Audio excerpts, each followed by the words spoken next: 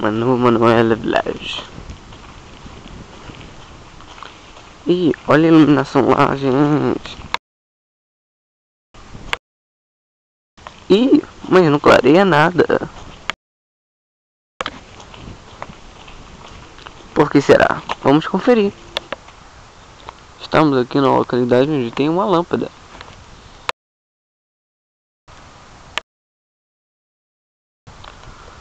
Ela foi colocada por moradores aqui.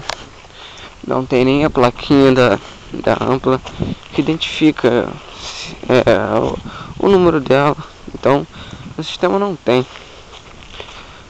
As luzes daqui, a maioria foram postas por moradores. Observe. Nesse ponto aqui é trágico. É muita lama aqui, não dá pra passar na rua. E a calçada está escura. A rua está totalmente escura. A rua está alagada, cheia de lama. Como vocês podem ouvir.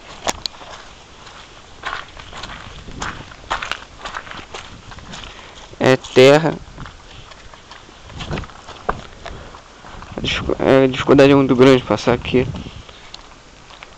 Se é a triste realidade dos moradores de Mourão, precisam de uma lanterna para chegar às suas residências. E também não tem o direito de viver como os moradores de Itaipuaçu. Uma lâmpada no final da rua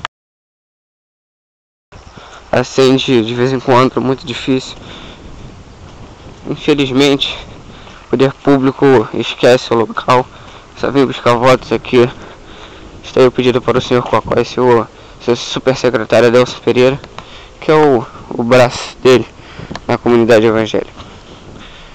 Socorro.